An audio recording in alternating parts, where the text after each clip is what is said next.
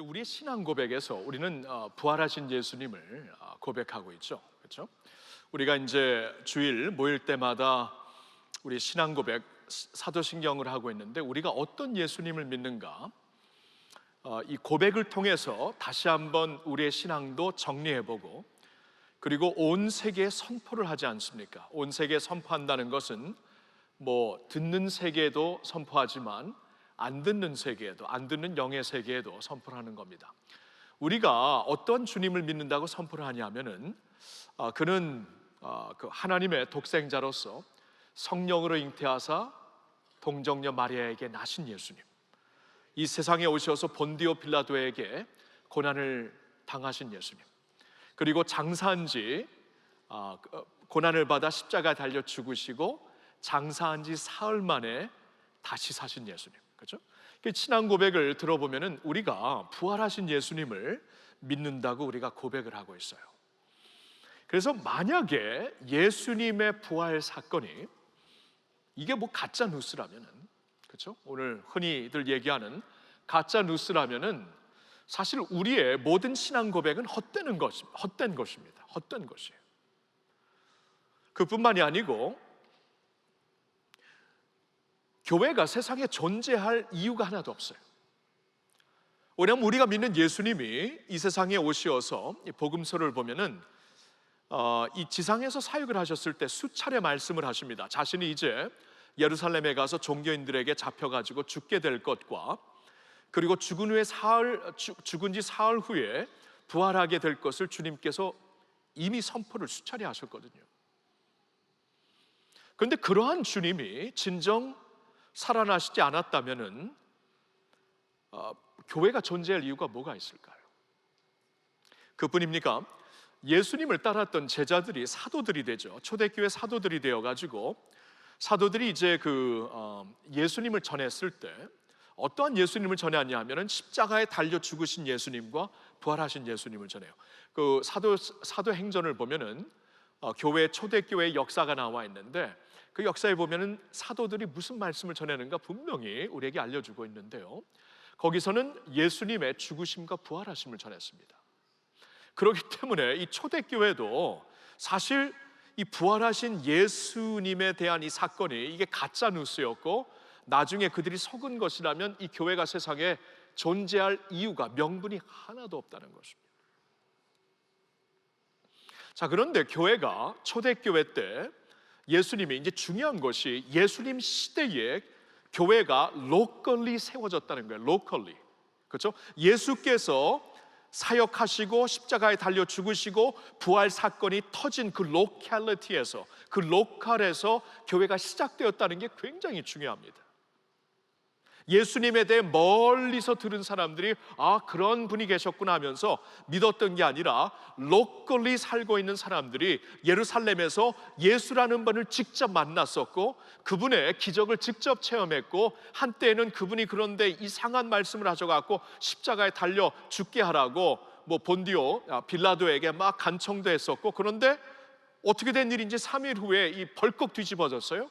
이 예루살렘에 그분의 예수님의 무덤이 비어 있다고 벌컥 뒤집어진 이 모든 뉴스를 통해 이게 무엇인가 하나씩 소위 말하는 connecting dots죠. 여기서 이 다트와 이 다트와 다 연결해 보니까 이분이 진짜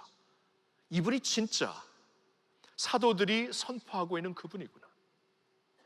그래서 사도행전 2장을 보면은요, 베드로가 너희가 바로 이 하나님께서 우리에게 보내주신 메시아를 너희들이 죽였고, 그런데 그 예수가 시편 16편에 이미 하나님께서 그 말씀하신 대로 그 예수가 무덤에 남아있을 수가 없었던 이유는 하나님께서 당신의 사랑하는 자를 무덤에 썩게 남아두지 아니하리라. 근데 이 말씀이 예수를 통해 적용이 된 것이다. 너희들이 로컬리 우리들 마을에서 들려진 소식을 통해 지금 와글와글 하는 게, 이게 바로 이 예수님, 시편 16편에서 선포되고 있는 이 예수님이다 했을 때 사람들이 가슴이 찔리는 거예요. 진짜구나. 그러니까 이 초대교회도요, 예수님의 부활의 사건 위에 세워진 것이고, 오늘날 주님의 교회가 할렐루야 교회를 비롯해서 이 예수님이 부활이 이 가짜 뉴스라면, 이게 어떻게 그냥 신앙을 복돋기 위한 어떠한 그 영적 교과서의 전설이라면은, 전설 보고 여러분들이 이렇게 주님 따를 필요는 없죠. 그렇죠? 전설 보고. 그게 진짜 전설에서 끝나는 것이라면 그냥 우리 이렇게까지 믿을 필요 없습니다.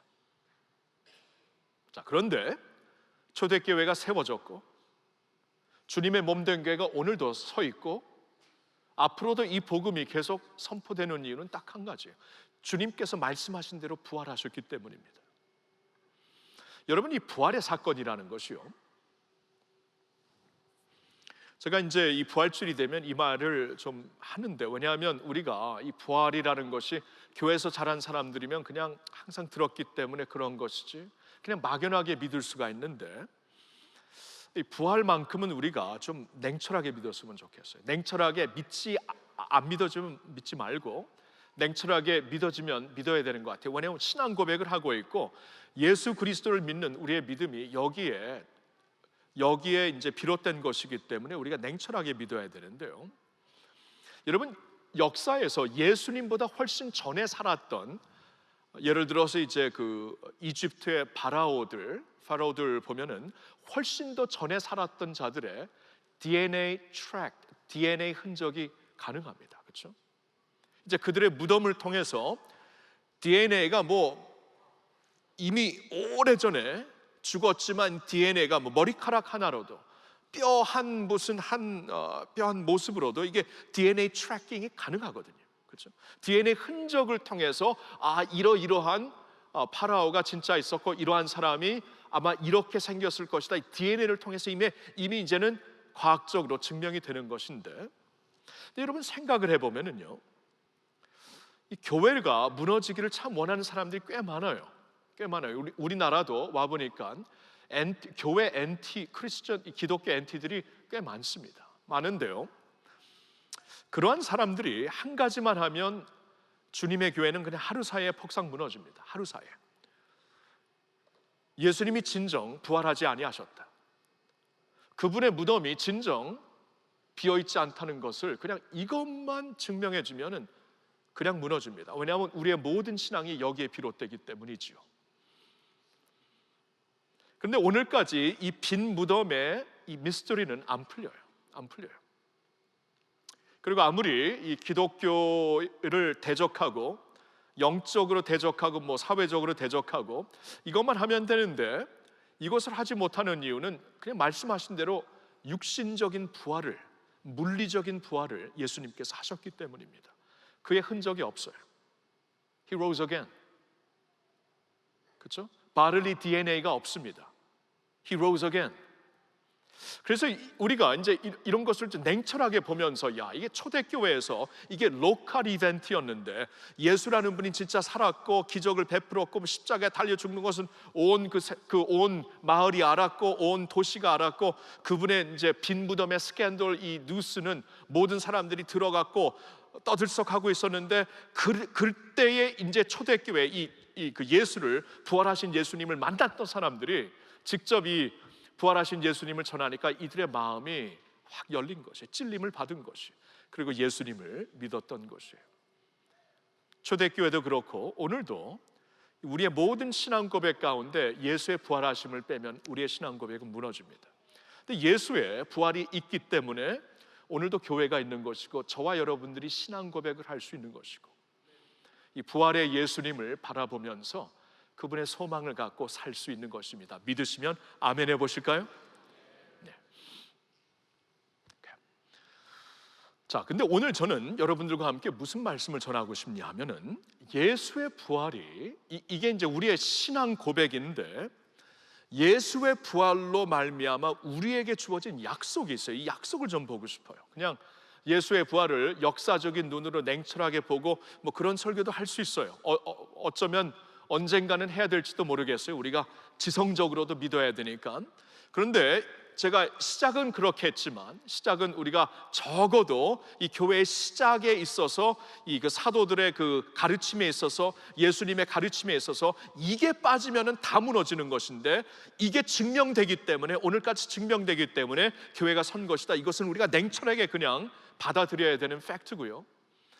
근데 저는 오늘 이 설교를 통해서 이게 팩트라면은, 예수님의 부활이 팩트라면은, 그러면 저와 여러분들에게 주어지는 이 부활로 말미암아 주어지는 약속이 무엇인가? 약속을 좀 우리가 붙잡고 싶습니다.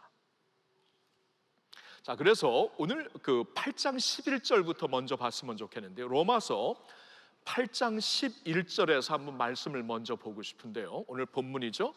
본문에 8장 9절부터 아니라 11절만 먼저 보여주시고 우리 11절 한번 같이 읽어보겠습니다. 예수를 죽은 자 가운데서 살리신 이의 영이 너희 안에 거하시면 그리스도 예수를 죽은 자 가운데서 살리신 이가 너희 안에 거하시는 그의 영으로 말미암아 너희 죽을 몸도 살리시리라. 자, 여기 보면은 이제 부활에, 예수님의 부활에 근거하여 우리에게 하나님께서 선포하시는 약속이 하나 있죠. 자, 예수를 죽은 자 가운데서 살리신 그분, 하나님의 영이, 성령이 너희 안에 거하시면, 그러니까 믿는 자들에게 성령이 우리 안에 이제 거하시게 되는데, 그게 사실이라면 그리스도 예수를 죽은 자 가운데서 살리신 그가, 하나님이 너희 안에 거하시는 그의 영으로, 성령으로 말미암아 너희 죽을 몸도 살리시리라. 자, 이게 이제 첫 번째로 저와 여러분들이 좀 같이 생각하고 싶은 약속입니다. 한번 first 포인트를 좀 보여주실래요? 첫 번째 우리가 좀 생각하고 싶은 약속은 이것이에요. 우리도 죽음을 이기고 다시 살리라는 약속입니다. 자, 이거는 이제 미래에 속한 것이죠. 언젠가 이제 우리가 이 세상에서 영원히 살지 않습니다. 언젠가 죽게 되는데, 뭐 예수님이 다시 오시면은 이제 물론 이제 죽음의 프로세스는 끝나겠지만, 예수님이 우리 생에 다시 오시지 않는다면, 아직도 기다리신다면 우리가 다 죽음을 체험하게 될 것입니다. 그런데 하나님의 약속이 based on Christ's resurrection, 그리스도의 부활에 비롯하여 주시는 첫 번째 약속이 우리도 죽음을 이기고 다시 살게 되리라, 이것이에요. 그게 어떻게 믿어지지가 않는데요? 뭐 믿어지지 않죠. 뭐 그런 사람이 어디 있어요? 죽었다가 산 사람이 어디 있어요? 사실, 그렇죠? 세상의 종교 지도자들 중에 죽었다가 산 자가 누가 있습니까? 뭐 모하마드가 그랬나요? 석가모니가 그랬나요?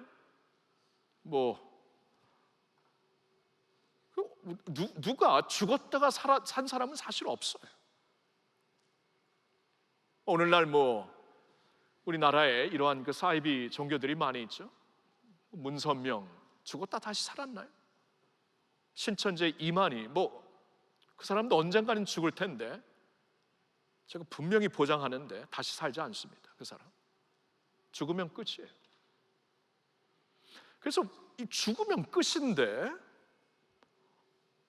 이게 우리가 하나님께서 주시는 약속이 다시 살리라, 이게 믿어지지가 않는다. 이게 incredible하죠. 그럴 수가 없고, 이 과학적으로는 이거 불가능한 것인데 이게 뭐 만화적인 얘기인가? 자, 그런데 다시 예수 그리스도의 부활로 돌아갑니다. 예수 그리스도의 부활이 팩트라면, 왜냐하면 팩트가 아니면 교회가 서 있을 수가 없거든요. 저와 여러분들의 믿음이 아무런 명분이 없고 이유가 없거든요. 오늘 예수를 믿어갖고 변화될 사람 아무도 없거든요. 이게 사실이 아니라면, 이게 죽은 종교라면은. 그런데 예수님이 죽으시고 부활하셨는데, 성경은 고린도전서 15장에 예수가 우리 믿는 자들의 첫 열매가 되었다, 이런 말씀을, 첫 열매가 되었다. 그러니까 우리가 나무를 보는데 이게 무슨 나무인가, 이제 나무를 공부한 사람은 알지만 저처럼 모르는 사람은 이 나무가 무슨 열매를 맺을지 모르거든요. 근데 나중에 나오는 게 사과예요. 그럼 사과나무구나. 나중에 나오는 게 복숭아 나무구나. 그럼 첫 열매를 통해 이 나무에서 이제 다른 열매가 어떻게 맺어질지 우리가 알 수 있게 되는 게 아닙니까? 그렇죠? 그러니까 예수 그리스도의 부활의 사건이, 이 팩트가 첫 열매가 되었다는 것은 우리 또한 예수 그리스도로 말미암아 똑같은 열매를 받게 될 것이다라고 말씀을 해주시는 거예요. 자, 고린도전서 15장 52절 53절에 다음과 같은 말씀이 있습니다. 같이 읽을까요? 나팔 소리가 나매 죽은 자들이 썩지 아니할 것으로 다시 살아나고 우리도 변화되리라. 이 썩을 것이 반드시 썩지 아니할 것을 입겠고 이 죽을 것이 죽지 아니함을 입으리로다. 자, 52절을 보시면 그 나팔 소리가 날 때, 이때는 이제 예수님이 다시 오실 때입니다. 이제 성경을 보면은 우리의 신앙 고백도 그렇죠. 예수님이 십자가를 지시고 부활하셔서 우리의 구속 사역을 완성을 하십니다. 완성을 하셔서 예수님이 이제 하늘로 승천을 하시죠. 완성을 하셨다는 거죠. 완성을 하시고 구속 사역은 이제 구원받을 자들이 찰 때까지 하나님 우편에 계시다가, 그렇죠? 로마서 8장 34절에 보면 하나님 우편에 계셔서 거기서 우리를 위하여 중보하고 계신다, 그렇게 나와 있는데요. 그러면 예수님이 거기 계시다가 이제 구속 사역은 십자가 그리고 부활로 완성하셨지만 구원의 수가 다 차기까지 거기 계시다가 때가 되면은 다시 오시게 되는데, 그때 나팔 소리가 천국에서 들리게 되는데, 이 나팔 소리가 날 때 죽은 자들이 썩지 아니할 것으로 다시 살아나고, 이제 부활입니다. 그러니까 우리가 이제 예수님 다시 오시기 전에 죽게 되면은 우리의 몸은 세상에 남죠. 그렇죠? 화장이 됐던 매장이 됐던 세상에 남아서 썩잖아요. 우리 영혼이 이제 하나님께로 가서 천국으로 가는 건데, 그때가 되면은 이 썩었던 몸이 다시 썩지 아니하는 몸으로, 영광스러운 몸으로 다시 부활하게 되고, 반드시 영과 하나가 되어서 이제 몸을 입고 주님과 영원히 함께 살게 되리라. 영광스러운 몸을 입고 그 약속을 하시는 것이에요. 그러니까 예수님의 부활 사건으로 말미암아 이게 첫 열매가 되어서 우리에게 또한 주시는 약속이, 우리도 그와 같이 죽음을 이기고 부활하게 되리라. 그때가 되면 부활하게 되리라. 그리고 예수님이 다시 오시는 날 살아있는 자들은 그 순간에 죽지 않고 몸이 영광스러운, 썩지 않는 디제너레이트 되는 몸이 아닌 영광스러운 몸으로 변화되리라라고 말씀을 하시는 겁니다. 자, 이 부활의 사건을 가리켜 성경은 이것이 참 소망이다, 산 소망이다라고 말씀을 하십니다. 베드로전서 1장 3절을 한번 같이 볼게요. 우리 같이 읽읍시다. 우리 주 예수 그리스도의 아버지 하나님을 찬송하리로다. 그의 많으신 긍휼대로 예수 그리스도를 죽은 자 가운데서 부활하게 하심으로 말미암아 우리를 거듭나게 하사 산 소망이 있게 하시며, 그리스도의 부활, 또 그로 말미암아 우리가 지금 거듭나고 언젠가 다시 새 몸으로 부활하게 될 이것이 산 소망이다, 참 소망이다라고 말씀을 하시고 있어요. 여러분 생각해 보면은 인생이 죽음으로 끝난다면, 죽음이 모든 것의 끝이라면은 거기에는 참 소망이 없습니다. 어떻게 참 소망이 있어요? 끝인데, 죽음이 끝인데, 죽음이 어둠이고 끝이고 절망이고 슬픔이고 영원한 이별인데, 여러분 죽음이 있는 한 산 소망은 있을 수가 없습니다. 그런데 예수 그리스도의 부활하심으로 말미암아 우리 또한 몸이 부활하게 될 것이 성경은 산 소망이라고 말씀을 하고 있어요. 자, 맞죠? 죽음이 있는 한 산 소망은 없습니다. 죽음을 언젠가 극복할 수 있는 능력이 있어야 산 소망이 있는 것이지요. 여러분 서양 세계에서는 사랑하는 자들과 만나서 헤어질 때 어떻게 인사를 하던가요? See you again. 우리 다시 봐요. 그렇죠? 영어로는 그렇죠? 독일어는 Auf Wiedersehen, 같은 의미죠. 불란서어로는 Au revoir, 그렇죠? 같은 의미죠. 다시 만나봐요. 우리 다시 만나봐요. 이게 인간의 근본적인 열망입니다. 우리 사랑하는 사람들 다시 만나요. 다시 만나요. 저희 가정에서 할머님이 돌아가셨을 때, 아직 이제 아버님은 요양원에서 90세지만 살아계시고 할머님이 돌아가셨을 때 제가 굉장히 할머니한테 사랑을 받았어요. 제가 가끔가다 조금 그 할머니가 쓰시던 단어를 해갖고 교인들이 당황을 하는데, 뭐냐면 제가 미국에 가서 11살 때 미국에 가서 할머니한테 우리나라 말을 배웠기 때문에. 그래서 예를 들어서 우리 할머니가 교회 댕기자 그랬어요. 댕기자. 그래서 제가 가끔 요새는 안 그래요. 요새는 이제 안 했는데 처음에 와서 우리 교회 댕겨야죠. 그러니까 사람들이 저 사람이 어디서 온 사람? 댕겨. 여러분 교회 댕길래 나하고 댕겨? 제가 하여튼 할머니를 생각하면 좀 따뜻해요. 따뜻해. 할머니하고 2002년도에 할머니 별세를 하셨을 때, 끝발을 했을 때, 그 할머님을 내가 다시 못 뵌다면, 우리 할머님을 다시 못 뵌다면, 할머니와 저 사이에는 참 소망이 없습니다. 죽음이 끝이라면 소망이 없어요. 그렇죠? 반드시 우리는 다시 만나기를 원하고 사랑하는 자들과 다시 만나야만 우리가 산 소망, 참 소망을 붙잡을 수 있는 것이에요. 여러분들이 사랑하는 부모님, 또 할머니, 할아버지, 친구들, 가족들, 형제들 중에 굿바이를 했다면 다시 만난다는 소망이 없이 어떻게 다시 참 소망이 있겠어요? 그렇죠? 우리 사랑부 부모님들에게, 사랑부는 우리 교회 이제 장애우 아이들이 지금 뭐 성인이 된 친구들도 많지만 아직도 사랑부 우리 친구들이죠. 그들은 참 너무나 깨끗해요. 어린아이 같아요. 몸은 자랐지만 사랑부 이제 부모님들하고 얘기를 해보면 이 부모님들에게는 간절한 소망이 있어요. 간절한 소망이 부활입니다. 이것 외에는 소망이 없다 그래요. 부활.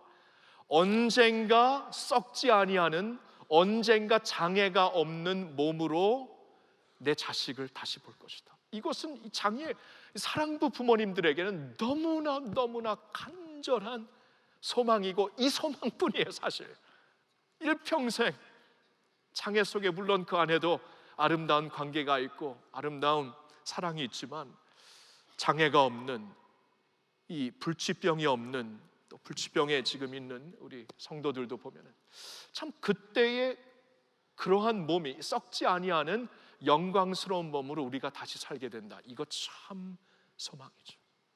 이 소망을 약속하고 있습니다. Based on Christ. 그렇죠? 예수 그리스도의 부활 사건에 비롯하여서 우리에게 주시는 이 약속이, 우리도 죽음을 이기고 부활하게 된다는 것입니다. 베이징에 가보면은 마오쩌둥의 영묘가 있습니다. 모스크바에 가보면은 레닌의 영묘가 있습니다. 북한에 가면은 김일성의 영묘가 있어요. 영묘에 사람들이 왜 가냐면 죽은 자를 보러 가는 것입니다. 죽어있는 송장이라고 그러면 안 돼. 죽어있는 시신을 보러 가는 거예요. 이게 영묘에 가는 것입니다. 그러나 우리가 교회에 올 때마다, 주님의 성전에 올 때마다 우리는 죽은 주님을 뵈러 오는 것이 아닙니다. 살아계신 주님, 살아계시기 때문에 내가 그분을 송축하고 따르는 것이지, 살아계신 주님을 내가 설교하니까 여러분들 앞에서 이렇게 설교하는 것이지, 죽은 분이라면은 그럴 필요 없죠. 우리는 죽어있는 주님을 모시고 섬기는 자고 따르는 자들이 아닙니다. 우리는 살아계신 우리 주 예수 그리스도, 부활하신 예수님을 믿고 따르고 섬기는 자들이라고 믿습니다. 두 번째 주시는 약속. 자, 여기에 좀 많은 포커스를 좀 두고 싶은데, 이것은 우리는 육신을 따르지 않고 하나님의 영을 따라 살리라는 약속이 주어집니다. 여러분, 키포인트 1은 우리는 죽음을 이겨서 언젠가 새로운 몸을 받게 되리라. 그 키포인트 1은 사실 미래에 해당되는 것이죠. 지금 다 살아있기 때문에 우리가, 적어도 우리의 입장에서는 미래에 해당되는 것인데, 이 키포인트는 지금 해당되는 것입니다. 현재입니다. 예수 그리스도의 부활 사건이 진짜라면은, 예수 그리스도의 부활이 진짜 역사적인 사건이라면 지금 우리에게 무슨 의미가 있는 것인가? 이게 이제 키포인트예요. 무슨 약속을 주시는가? Based on Christ's resurrection. 예수 그리스도의 부활로 말미암아 우리에게 주시는 하나님의 두 번째 약속. 이것은 우리는 육신을 따르지 않고 하나님의 영을 따라 살리라는 약속입니다. 와. 자, 제가 오늘 로마서 8장 11절이 사실 부활에 대한 말씀이거든요. 그 죽은 자 가운데서 살리신, 예수를 죽은 자 가운데 살리신 그의 영이 너희 안에 거하시면 너희 죽을 몸도 살리시리라. 자, 11절이 그 말씀인데 11절과 연결되는 9절과 10절도 같이 본문으로 보고 있는데, 먼저 9절을 한번 같이 볼까요? 8장 9절의 말씀 같이 읽겠습니다. 만일 너희 속에 하나님의 영이 거하시면 너희가 육신에 있지 아니하고 영에 있나니 누구든지 그리스도의 영이 없으면 그리스도의 사람이 아니라. 자, 9절만 한번 볼게요. 자, 너희 속에 하나님의 영이 거하시면, 자, 믿는 자들 안에는 하나님의 영이 있습니다. 고린도전서 12장 3절을 보면 우리가 하나님의 영이 아니면은 예수를 주로 선언할 수 없다, 주로 시인할 수 없다고 말씀하고 있어요. 우리의 영혼은 이미 죄와 허물로 죽어 있기 때문에 하나님의 영이 아니면은 믿음 자체가 불가능합니다. 그래서 우리가 예수를 신하고 믿는 자들이라면은 우리 속에 하나님의 성령이 거하신다는 것이에요. 그 성령으로 인하여 하나님의 마음을 알 수 있고 하나님의 깊은 것을 우리가 알 수 있는 것입니다. 자, 그래서 믿는 자들의 경우에는 하나님의 영이 거하시는 것인데, 만일 하나님의 영이 너희 안에 거하시면 너희가 육신에 있지 아니하고 영에 있다. 자, 잘 들어보세요. 이건 현재입니다.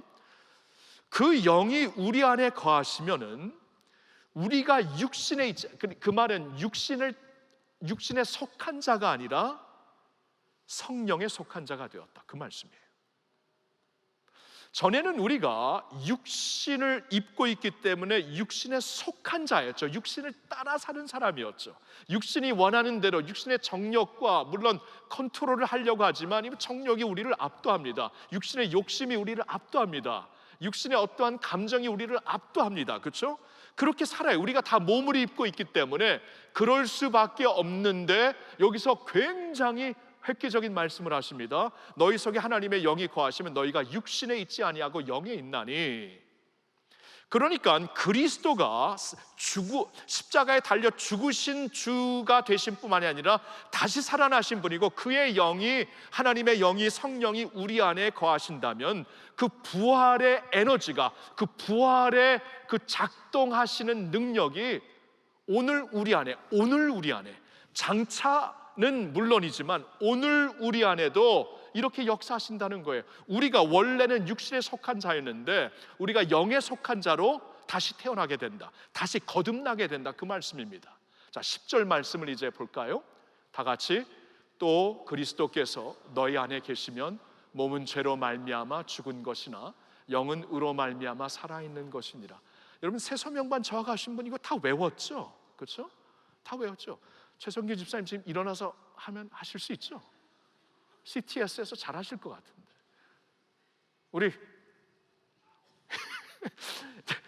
우리가 다 외운 말씀인데, 그렇죠? 최 집사님뿐만 아니라 여기 다 외웠지만 이거 있잖아요. 한 달만 안 하면 다 잊어버려요. 그래서 너무 아쉬워요. 그래서 한 번 더 해야 돼요, 여러분. 근데 하여튼 10절을 보니까 또 그리스도께서 너희 안에 계시면 몸은 죄로 말미암아 죽은 것입니다. 그렇죠? 우리 몸은 있잖아요. 우리가 지금 몸을 입고 있죠. 예수님이 다시 오시기 전까지는 우리의 몸은 죄로 말미암아 계속 썩고 있어요. 죽고 있어요. 그렇죠? 그리고 언젠가는 다 썩을 것입니다. 이 죄의 결과가 죽음이에요. 몸은 죄로 말미암아 죽은 것이나 영은 의로 우리 영은 your spirit, my spirit이 예수 그리스도의 영의 의로 말미암아 주님의 의로우심을 옷 입고 살아있는 것이니라. 부활 사건이 일어난 거예요. 부활 사건이.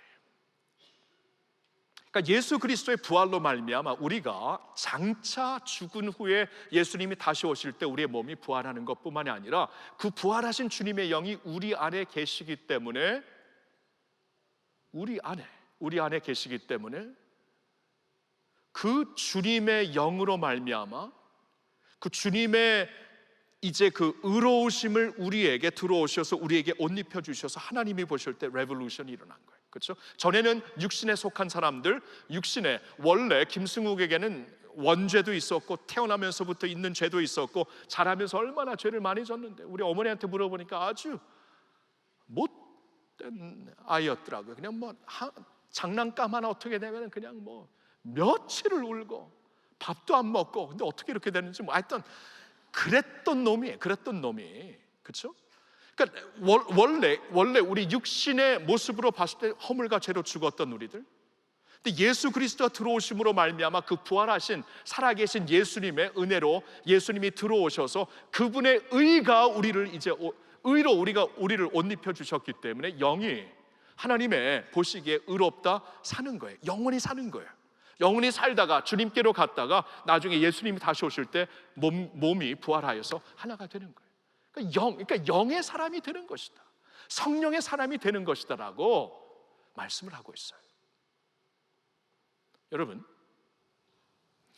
그래서 이제 우리가 다 보진 않겠지만 그 로마서 8장을 보면은 그 육신을 따르는 자와 영에 따르는 자에 대해서 굉장히 강조를 하십니다. 그렇죠?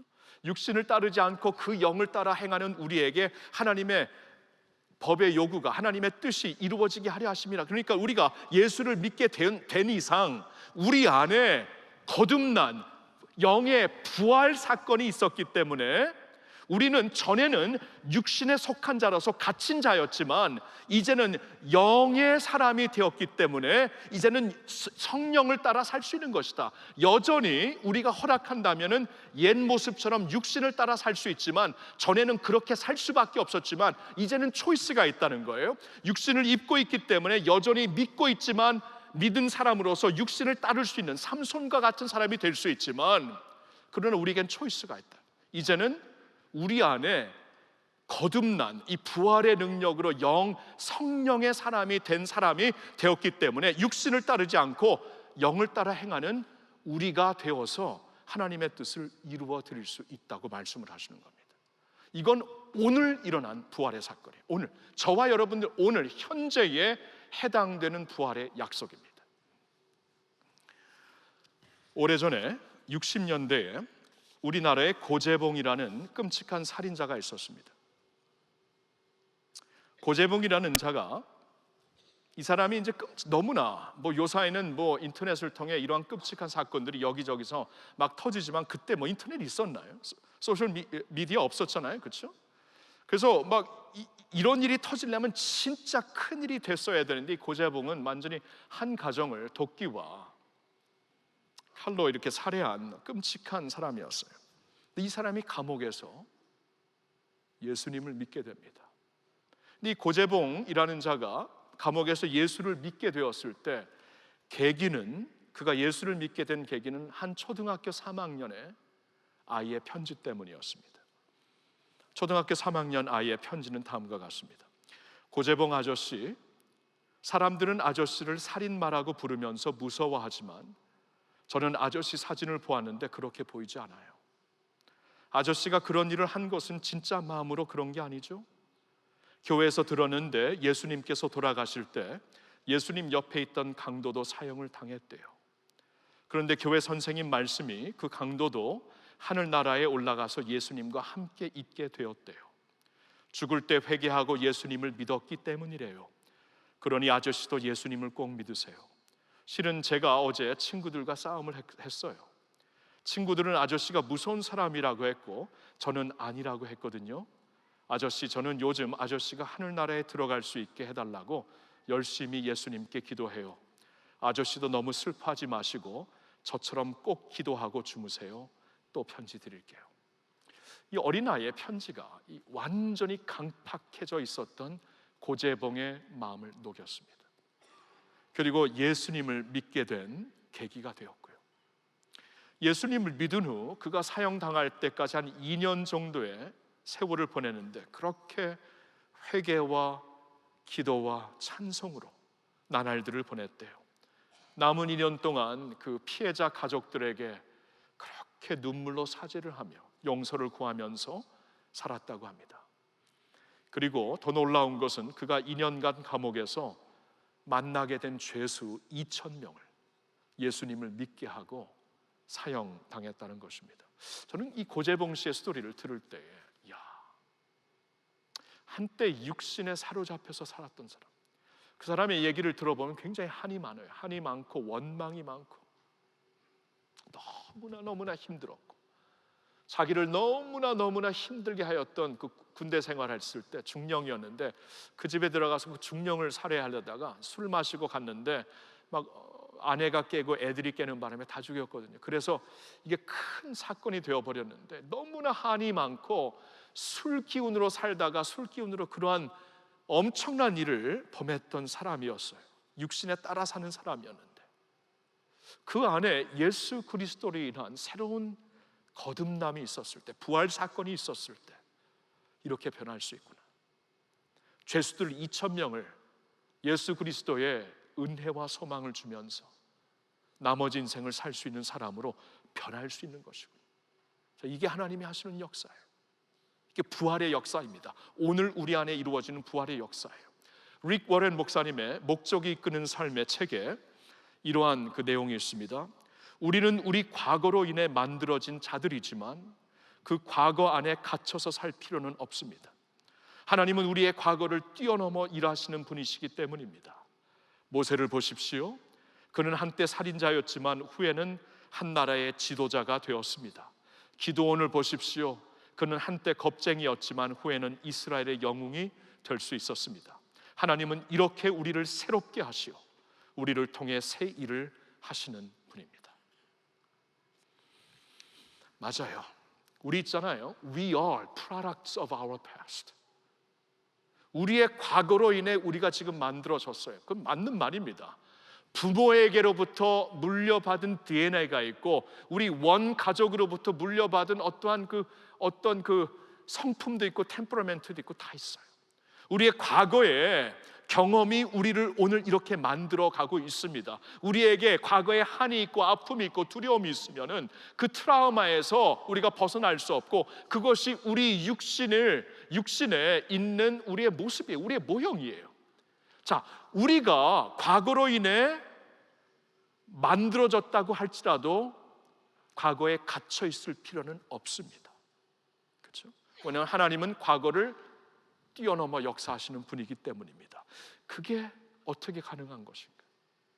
우리 안에 부활을 허락하시기 때문에 우리 안에 전에 없었던 죽어 있었던 영이 살아날 수 있도록 하나님의 영과 함께 하나가 되는 영이 살아있을 수 있도록 우리를 인도하시기 때문입니다. 그래서 오늘 저는 우리 주 예수님의 부활의 사건에 비롯하여 여러분들에게 선포를 하고 싶어요. 믿음으로 선포를 하고 싶어요. 우리가 과거에 육신에 사로잡혀서 정욕에 끌려다녔다면 우리의 몸을 해치는 습관에 사로잡혀 있었다면은 이제 예수 그리스도의 부활의 권세로 선포합니다. 그 결박을 예수님의 이름으로 풀으세요. 아멘입니까? 여러분 풀으세요. 풀을 수 있습니다. 전에는 못했어요. 이게 나구나. 이게 나의 모습이구나. 나 이렇게 변태라면 변태로 살다가 죽겠다. 나 이렇게 홧김에 그냥 살다 죽지 못한 사람이라면 홧김에 어떻게 되든지 묻지마 하면서 살겠다. 여러분 그렇게 살 필요가 없다는 거예요. 원래 우리가 그렇게 다 살았어요. 육신에 속한 자였어요.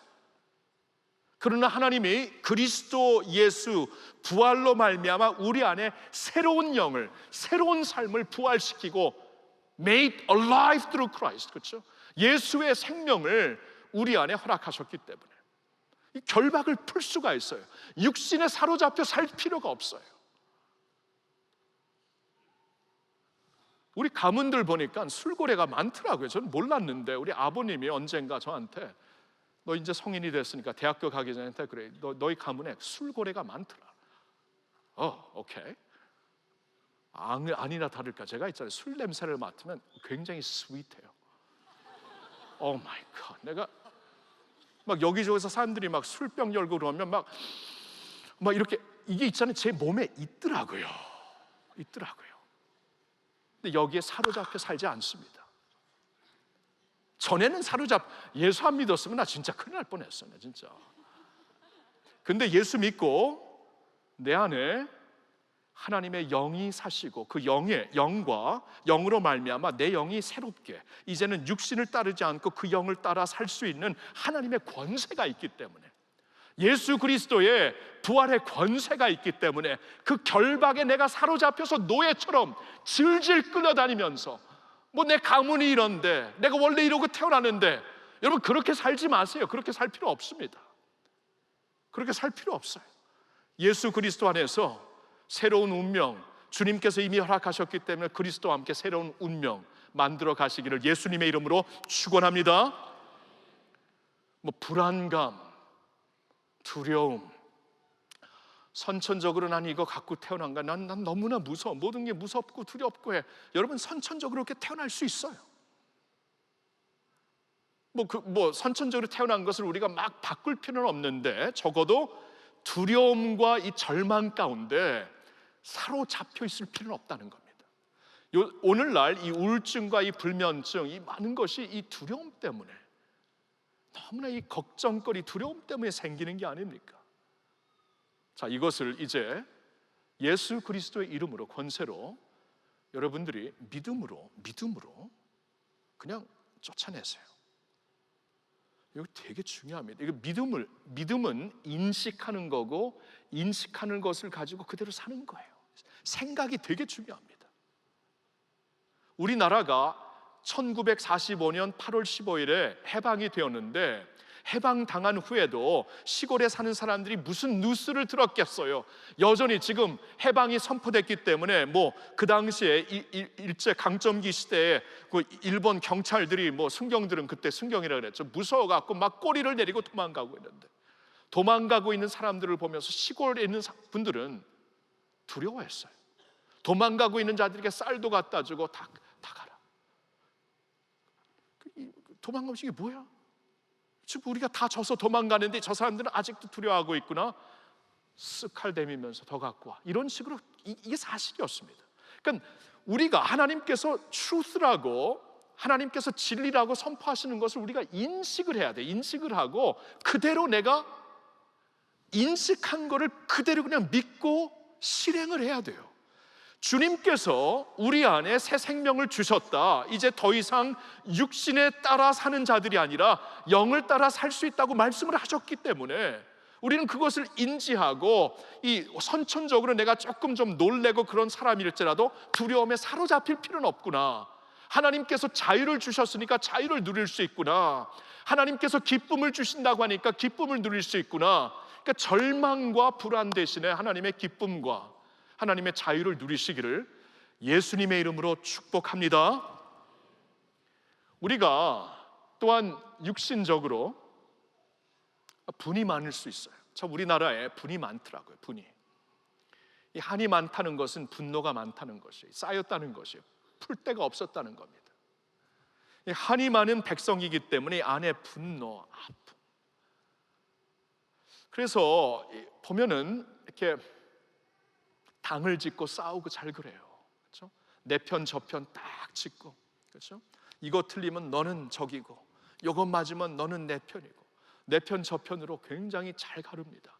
이게 육신에 속한 우리의 모습이에요. 우리나라가 반드시 극복해야 되는 우리의 모습입니다. 이 편 저 편으로 갈라버려요. 흑백 논리예요. 그냥 disagree 하는 건데, 그냥 서로 다른 의견을 갖는 것인데 내 편 저 편이 되어버리니까 힘들어요. 정치도 힘들고 사회도 힘들고, 그렇게 한번 깨지면 가정도 힘들어져요. 근데 그게 육신의 모습입니다. 근데 이제는 주님께서 우리 안에 이제 새로운 생명을 허락하셨다면, 영을 따라 영에 속한, 성령에 속한 자들로 우리를 예수 안에서 만드셨다면, 성령이 하시는 일이 무엇인가? 성경을 보니까 우리를 하나 되게 하십니다. 성령이 하나 되게 하신 것을 힘써 지키라. 하나 되게 하세요. 하나 되게 하세요. 그러니까 하나 되게 하시는 것을 우리가 지키는 거예요. 전에는 육신적으로 미워하고 증오하고 용서 못하고 이 편 저 편 가르고 있었지만, 이제는 성령 안에서 이해해주고 긍휼을 베풀고 나와 충분히 다를 수 있다. 먼저 배려하고 화해하고 화목하고, 그래서 가정이 새로워지고 사회가 새로워지고 나라가 새로워지기를 예수님의 이름으로 축원합니다. 여러분, 이번 한 달 동안 우리 치유에 초점을 두고 있지 않습니까? 우리 뉴웨이브 공동체가. 치유가 어디서 나오는 거예요? 성령으로 되는 거예요. 성령으로. 내 안에 육에 속한 사람들로 내가 살면, 이건 your choice, 여러분의 초이스입니다. 선택권이에요. 내가 전에는 육신에 속해서 살 수밖에 없었죠. 이제는 주님을 믿으면서도 나실이면서도 삼손처럼 육신에 속해서 살 수 있고, 그래서 육신의 생각은 사망이라고 그랬는데 사망의 길을 걸을 수도 있고, 아니면 이제는 나에겐 초이스가 있어요. 하나님의 성령으로, 영을 따르는 자는 영의 일을 생각하나니, 생각을 자꾸 말씀으로 채우고 하나님의 아름다움으로 채우고 하나님의 간증 말씀으로 그 예배로 채우고 찬송으로 채워갖고 생각, 하나님을, 성령을 따르는 자는 영의 일을 생각하나니, 영의 일은 생명과 평안입니다. 그렇죠? 생명과 평안을 우리가 나뿐만이 아니고 우리 사회에, 우리 가정에 이렇게 선포하면서 이루면서 살 수가 있어요. 여러분, 그래야지 좀 편하죠. 우리 사회가 그래야 편하죠. 그렇죠? 세월호 갖고 언제까지 이렇게 정치적으로 싸울 겁니까? 아이고, 그래서 제가 5주기를 지나면서 오늘 이 목자의 마음 칼럼에 썼어요. 이걸 언제까지 그렇게 봐야 되는가? 언제까지? 우리가 좀 주님께서 말씀하시는 대로 우는 자와 같이 울 수는 없는 것인가? 부모의 입장을 조금 생각하면서 그들을 받아줄 수는 없는 것인가? 저의 성향은 원래, 저의 아웃룩은 원래 보수예요. 진보적인 분들 사랑합니다. 저도 사랑해요. 그러니까, 근데 원래는 보수인데, 보수면서도 왜 이렇게 못합니까? 또 진보면서 왜 태극기 우리 부모님들 받아들이지 못해요? 왜 받아들이지 못해요? 그분들은 전쟁을 겪으면서 피를 흘리신 분들인데, 여러분, 군대에서 사고가 나서 내 옆에 있는 친구가 피를 본다면 여러분 획가닥합니다. 우리 부모님 세대 다 피를 봤어요. 그렇게 보이시는 거, 그럴 수밖에 없다고 좀 긍휼을 베푸세요. 긍휼을 베푸세요. 그리고 부모님 세대는 어떻게 보수 세대는 좀 이렇게 좀 뭐가 보수고 뭐가 진보입니까?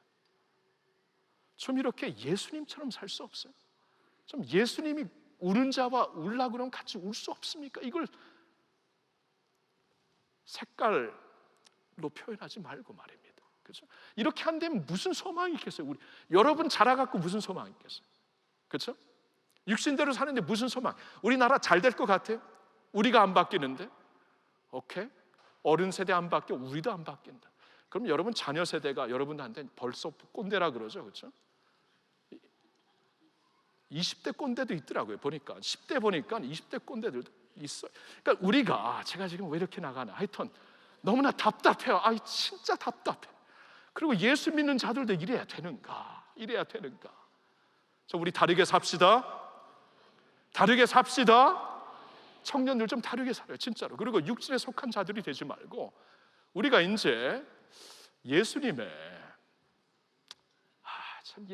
그 영이 우리 안에 계신다면은 이제 좀 달라야 돼요. 그리고 이제는 영을 따라 살면서 성령의 마음을 갖고 성령의 생각을, 성령의 가슴을 갖고 우리가 살 때에, 여러분, 이 나라, 이 사회, 한 사람부터 변해야 되고, 한 가족부터 변해야 되고, 한 공동체부터 변해야 되고, 한 교회부터 변해야 돼요. 여러분, 남들이 변할 때까지 기다리지 마시고 나부터 변합시다.